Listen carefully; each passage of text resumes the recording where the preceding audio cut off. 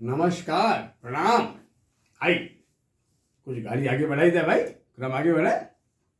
आज है 20 मार्च, नवरात्रि शुरू हो चुका है। देवी उपासना का समय है हिंदू मैथोलॉजी में भाई। अच्छा समय है, खैर कल ईद भी तो है, बड़ा महत्वपूर्ण समय चल रहा है। आइए, खैर ये जो मैथोलॉजी में जो ये हमारी परंपराएं हैं, अनुष्ठान हैं, व्रत हैं, इनमें सब में बड़ी निहित शिक्षाएं बहुत छिपी हुई है ना। बड़ा शिक्षा प्रधान है। हम कहते हैं शक्ति पूजा, नारी पूजा। और हमारा जो धर्म कहता है, नीति शास्त्र कहता है ना, क्या कहता है, यस यत्र नार्यस्तु पूज्यन्तु रमन्ते तत्र देवता। जहाँ नारी की उपासना होती है वहाँ ही देवता भी विराजमान रहते हैं। आई बात। खैर ये तो हमारे देवता लोग कहते ही कहते हैं भाई। देखिए ना, हमारे देवता लोग भी कहाँ गए, कहाँ चले गए? अंसारे खलु संसारे सारे शुशुर मंदिरे हरो हिमालय से थे हरि से तो सागरे। भगवान शंकर का ब्याह कैसे हुआ? हिमवान की बेटिया पार्वती से हुआ, हिमालय की बेटिया पार्वती से, वो हिमालय पे जाके बस गए। भगवान विष्णु ब्याह कैसे हुआ? वो हुआ समुद्र की पुत्री लक्ष्मी से, समुद्र में जाके बस गए। तो खैर नारी की मर्यादा, नारी का सम्मान, नारी की प्रतिष्ठा हमारे देवताओं ने किया है। तो एक लेशन है, नवरात्रि पूजा एक लेशन है, एक विषय है, एक संदेश है, एक दर्शन है। ठीक है ना, लिखा गया ना, जो दुर्गा सप्तशती क्या लिखा गया, विद्या समस्तास्तव देवी भेदा, विद्या समस्तास्तव देवी भेदा, स्त्रिया समस्ता सकला जगत्सु। जितनी विद्याएं हैं ये देवी आपका ही भेद है, और जितनी स्त्रियां हैं सब वो दुर्गा स्वरूप, सब वंदनीय है, पूजनीय है, मातृसत्ता भाई। खैर आज है नवरात्रि का दूसरा दिन, चैत्र का महीना, शुक्ल पक्ष द्वितीया तिथि। ये कब है?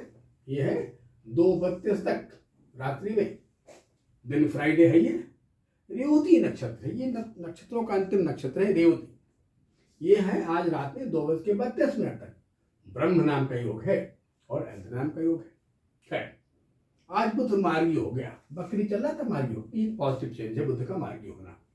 मंगल पूर्वा भाद्रपद नक्षत्र में के पहले चरण में आ गया 21-22 पर, यानी रात में 9:22 हो जाएगा। तीनों पूर्वा, हमने कहा ना कि मघा भरणी तीनों पूर्वा ऐसे नक्षत्र होते हैं जिनको स्वभाव से क्रूर कहते हैं।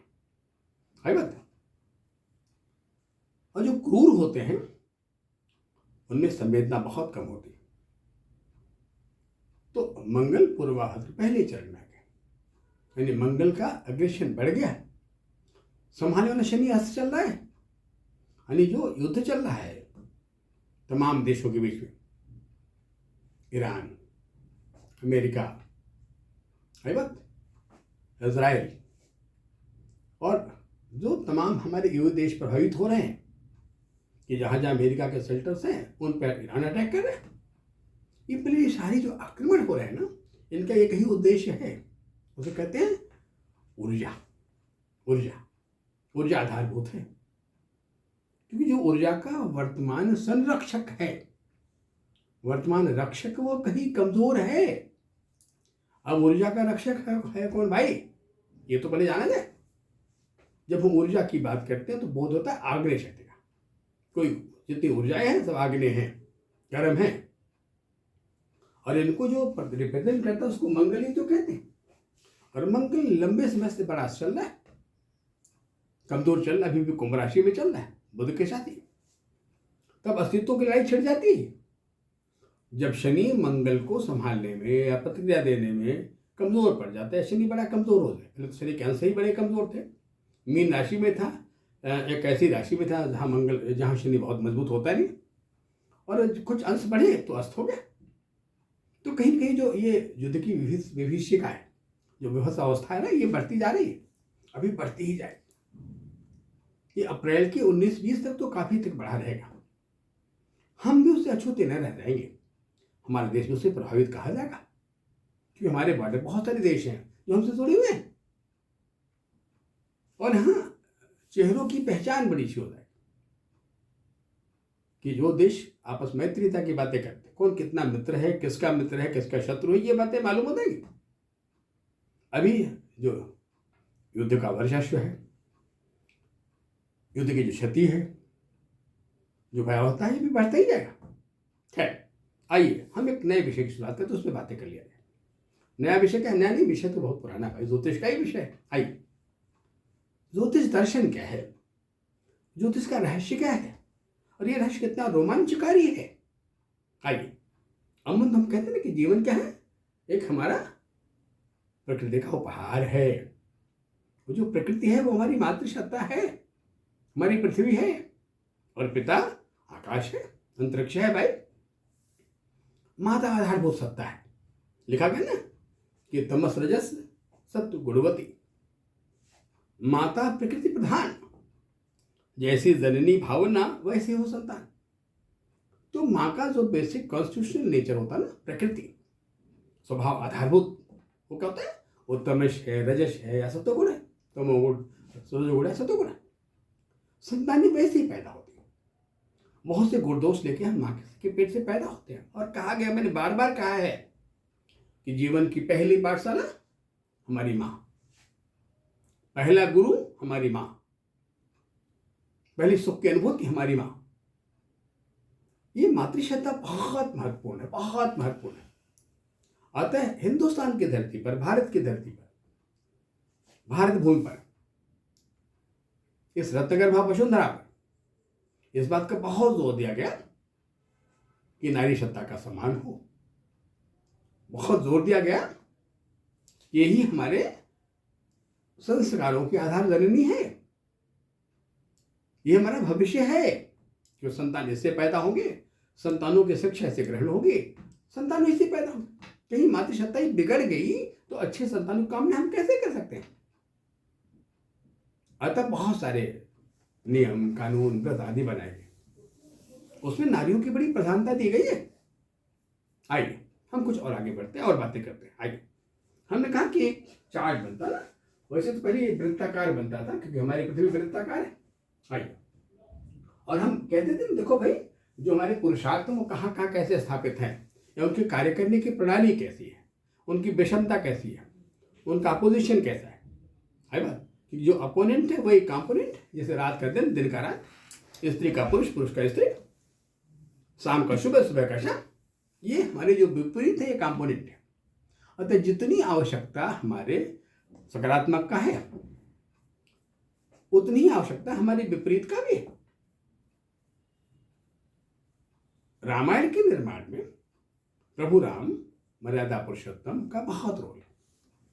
पर अगर हम रावण को माइनस कर दें तो अधूरा हो जाएगा, फिर नायकत्व तो प्राप्त कैसे होगा? खैर, आइए हम इस पर चर्चा करते हैं।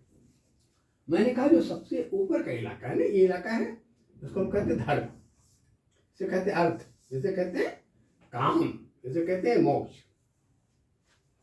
ये तो उसका जो एक उत्तम है, आधारभूत सत्ताएं हैं। इनकी विपरीत सत्ताएं क्या है? जिस तरह आधारभूत सत्ता इस ऊर्ध्वगामी है या क्रमशः क्रमागत है बात, क्रम तो अधोगामी क्या है, ऊर्ध्वगामी का नहीं। ऊर्ध्वगामी तो अपोजिशन हो गया ना, तो हम कहते हैं, हम यहाँ चलते हैं ना, ये क्या एक नंबर है, ये है ऊपर धर्म का इलाका। फिर हम जब चौथे केंद्र पर हम कहते हैं ये क्या इलाका भाई? कार्य, अर्थ, अभिप्राय है बात। फिर हम यहाँ आते तो हम कहते हैं क्या है? काम, जहाँ से कामना पैदा होती है। और जब यहाँ हम कहते हैं मोक्ष, मोक्ष पैदा होता है। अब हम इसके अपोनेंट में चले जाए। अपोनेंट नीचे शुरू होता है, तो पहला आता है यहाँ शुरू होता है, इसे कहते हैं लोग काम। यहाँ काम पहले आ गया, कामना की प्रधानता पहले आ गई, आसक्ति पहले आ गई, काम आ गया है ना। अब जब यहाँ काम आसक्ति आ गया तो काम का विपरीत क्या है भाई?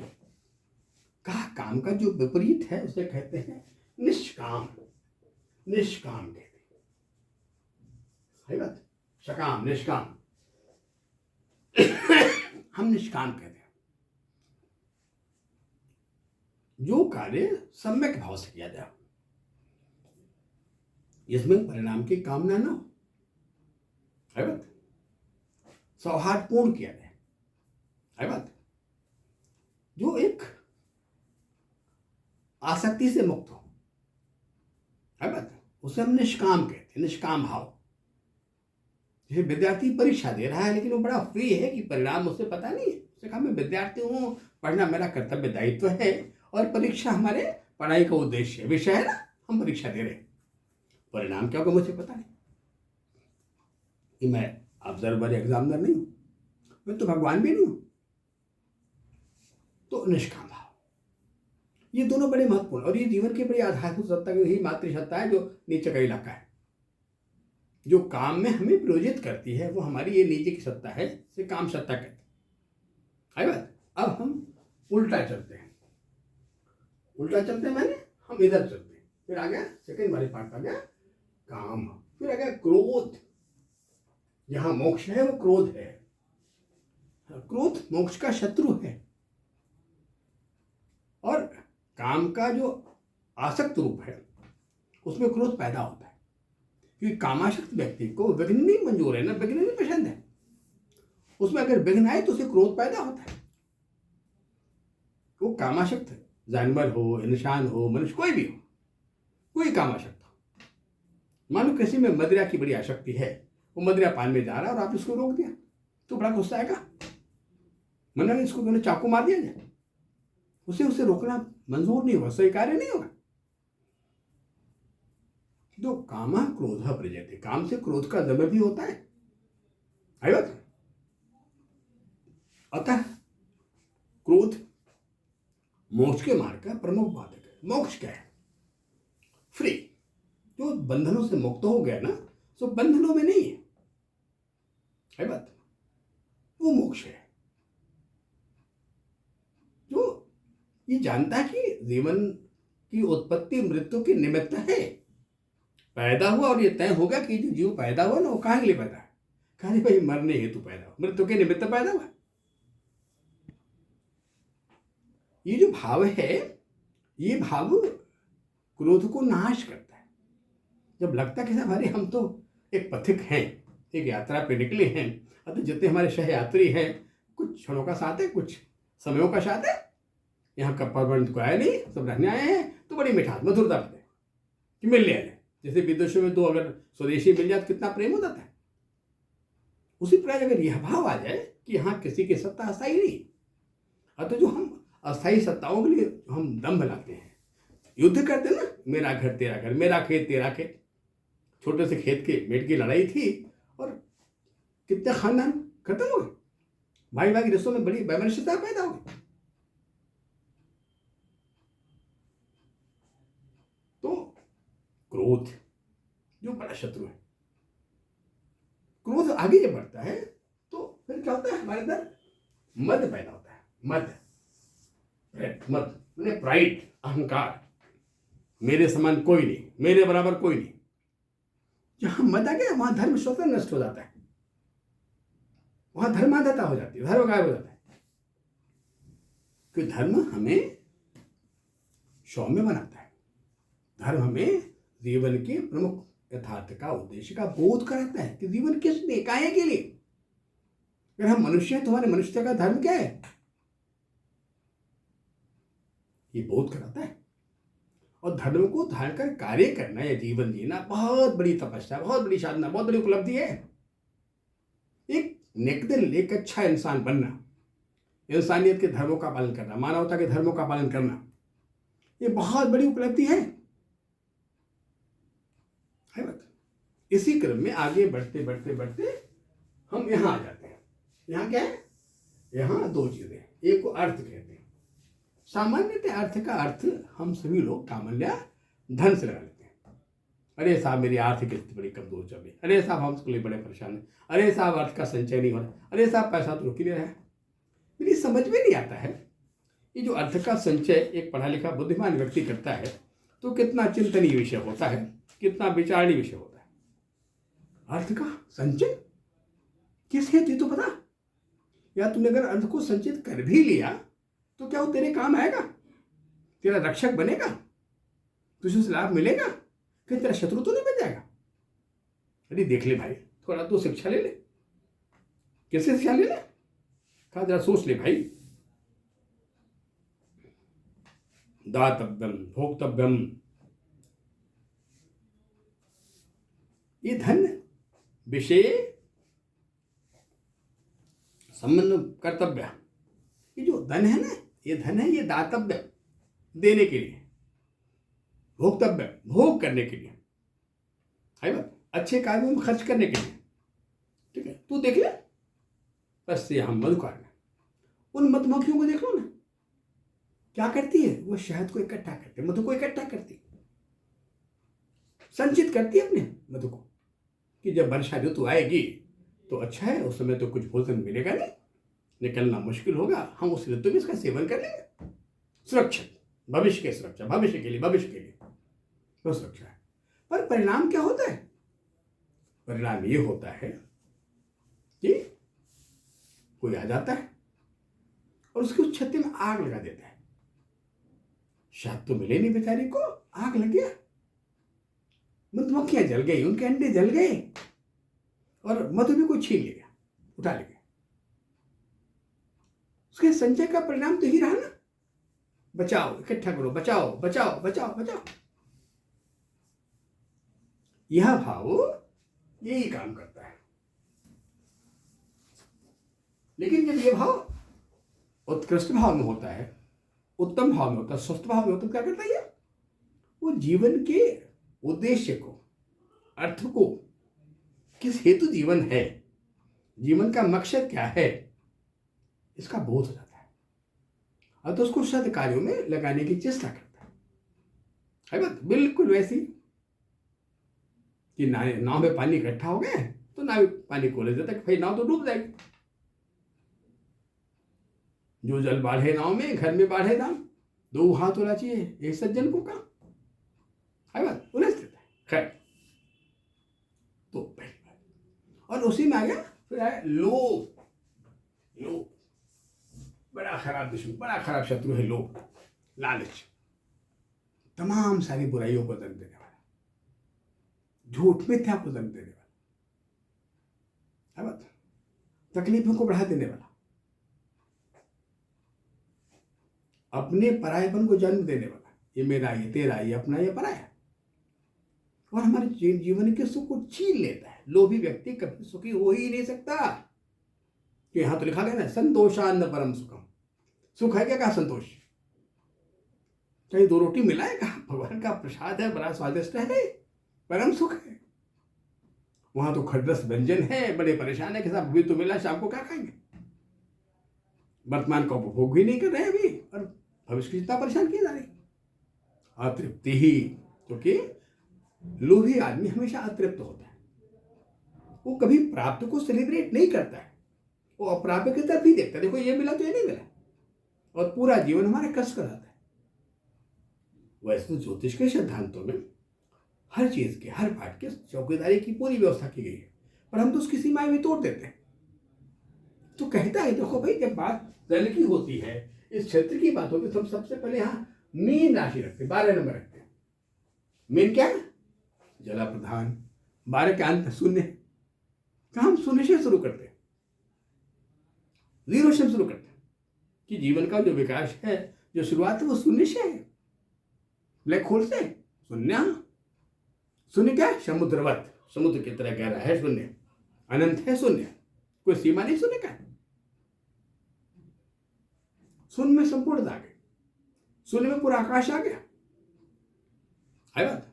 और वहां हमने स्थापित कर दिया दोनों आचार्यों को, आचार्य बृहस्पति को जो इस राशि का मालिक है, आचार्य शुक्र को जो है उच्च का होता है। ये दोनों विपरीत स्वभाव के आचार्यों को एक साथ क्यों यहां स्थापित किया गया? उद्देश्य क्या है? हाँ, इन विपरीत आचार्यों में भी उस समय मित्रता हो जाती है। कब? जब हम कहीं बॉर्डर की बात करते हैं, कहीं अंत की बातें करते हैं, सीमाओं की बातें करते हैं, है बात। तो यहाँ दोनों आचार्यों को स्थापित किया गया, और यह कि दोनों आचार्य मिलकर अपनी अपनी शिक्षाएं प्रस्तुत करेंगे। एक हमारे जीवन के जो इंडोर है, आंतरिक पक्ष है, वामांग भाव है, उसको संभालेगा, एक हमारे राइट पार्ट को संभालेगा। एक हमें जीवन की आध्यात्मिक शिक्षा प्रदान करेगा, जीवन एक हमें आंतरिक शिक्षा देगा कि हमें जीवन को कैसे जिया जाए और हमारा गारहस्थ का धर्म क्या है, ताकि जो शुक्र है वो वहां पर मजबूत होकर कहीं आशक भाव पैदा न करने। अतः बृहस्पति को उपस्थित भी उसकी राशि दे दी गई है बात। तो जहां जहां ये कॉर्नर्स है, जहां जहां एंगल्स है, देखिए ना आप आ जाइए, आप संकल्प आ जाइए कि ये क्षेत्र वायु का है और यहाँ बुध मिथुन का, जो वायु की प्रधान राशि है, बुध मालिक है, यहाँ बुध की चौकीदारी है। क्यों? बुध सुगंध का मालिक, दुर्गंध से बचाता है। बुध नाम का जो प्लेनेट है वो हमारे नाक का मालिक है, घाड़ा। और बुध नाम का जो ग्रह है वो उस मिथुन राशि का मालिक है, जिसका शाब्दिक अर्थ मैथुन होता है। मैथुन जीवधारियों के प्राणों के लिए एक जुड़ने वाला एक आधारभूत होता है। शादी आवश्यकता न होती, दो अपोजिट संज्ञाएं मिलती नहीं, स्त्री पुरुष से नहीं, पुरुष स्त्री से नहीं मिलता।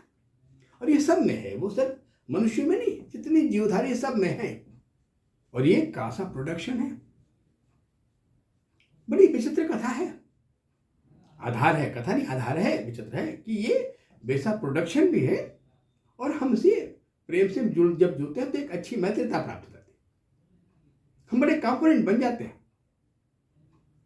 और एक अच्छा जो वैवाहिक जीवन होता है ना, वो तो बड़ा ही कंपोनेंट पूरक होता है कि दोनों मिलकर सुख दुख ऐसा बांट लेते हैं, लगता है जीवन का परम सुख कहीं प्राप्त हो रहा है।